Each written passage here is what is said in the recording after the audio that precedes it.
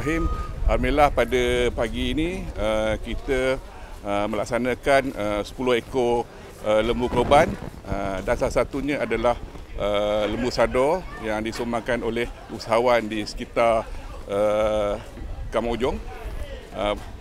Program pada hari kita bukan kita saja yang uruskan, kita kendalikan dan bersama tiga rakan strategi kita iaitu PPIM, Usahanita dan juga Bobi Farm yang menyumbangkan ataupun tempat pusat pemilihan lembu-lembu yang berkualiti tinggi.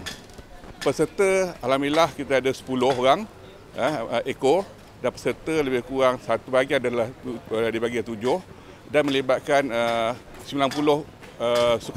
sukarelawan pada pagi ini terdiri daripada Usahanita, PPIM, kita ada brigade dan kita ada tim-tim silat untuk memeriahkan pada hari ini. Dan jangan lupa kita pula menghidangkan makan tengah hari sempena bulan Aidiladha pada tahun ini.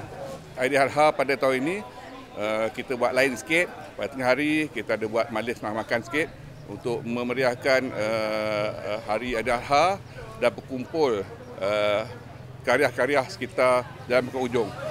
Sebab kita pun jumpa jarang-jarang, dah setahun sekali berjumpa. Dengan program pada hari ini kita dapat berhimpun karya-karya yang berada sekitar Kampung Ujong.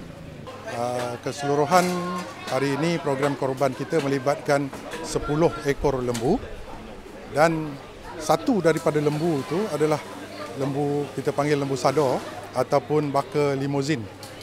Lembu Sador ni pesertanya adalah seorang usahawan. Dia menguruskan sendiri pengantaran lembu itu ke sini.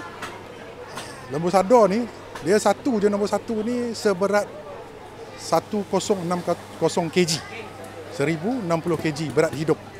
Alhamdulillah. Dan yang lain-lainnya ada 9 ekor lembu yang lain, beratnya anggaran 250 ke 280 kg.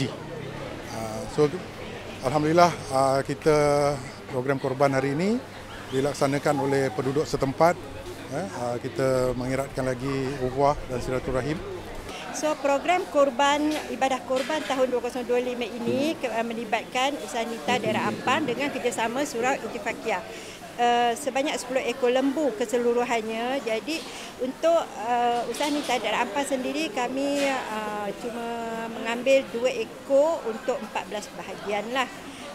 So sebenarnya rancangan program korban ini dah lama saya berniat untuk buat, tapi dengan izin Allah tahun ini terlaksana, syukur alhamdulillah. So peserta-peserta korban ni adalah daripada Usahanita Daerah Ampang sendiri dan juga dari daerah setapak dan juga daerah bandar, ada beberapa orang lain lah, orang luar.